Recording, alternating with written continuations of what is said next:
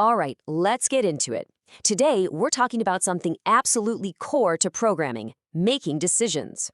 We're going to explore how to give our code, well, a brain, how to make it react, choose, and act smart. I mean, have you ever really thought about it? How does your favorite app know to show you the login screen versus your dashboard? Or, in a game, how does it know you've leveled up or failed a mission? What's the magic behind that choice? Well, the secret is it's not magic at all. All that complex behavior, it just boils down to a bunch of simple choices based on conditions. So today, let's crack open the programmer's decision-making toolkit and see exactly how this stuff works.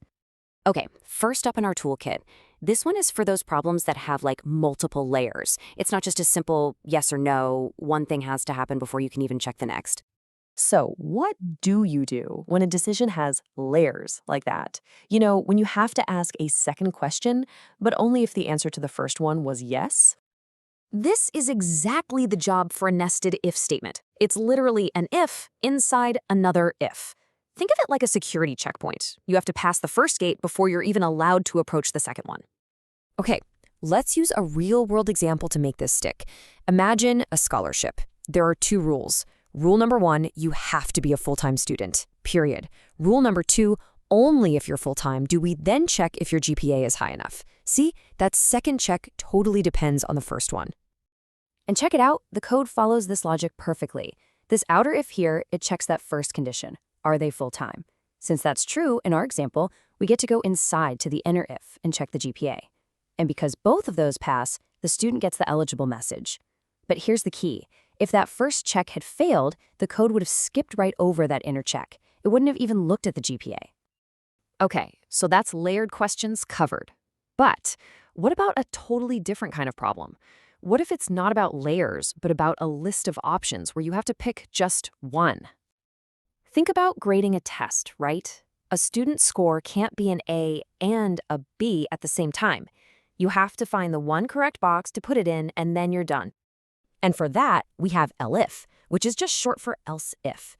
It creates this waterfall of questions. The program asks the first question, no, okay, ask the second, no, okay, ask the third. The second it gets a yes, it runs that piece of code.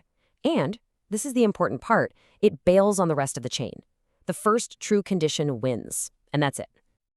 This little flowchart shows it perfectly. So we've got a student score. The code asks, hey, is this score 90 or above for an A? Nope. Okay, moving on. Is it 80 or above for a B? Yes, it is. Boom. It assigns the grade B and just stops right there. It doesn't even waste time checking if it's a C or D. And here's what that looks like in actual code.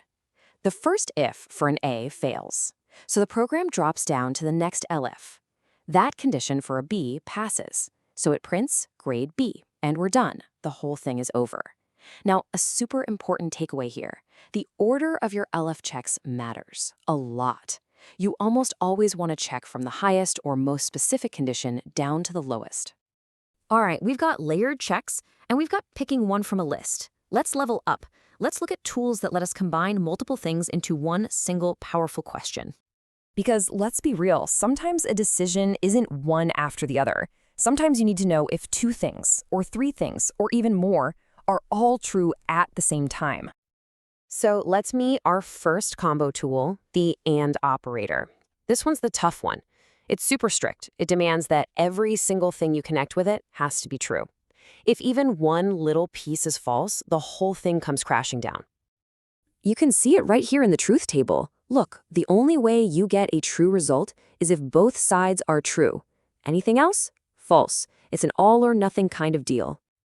This is absolutely perfect for things like security. Let's say you want to get into an admin panel. You need to be authenticated, and you need to be an admin. If you're missing even one of those, the whole AND statement fails, and, as it should, access is denied.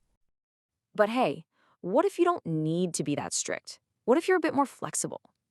Well, say hello to the OR operator. It's way more chill.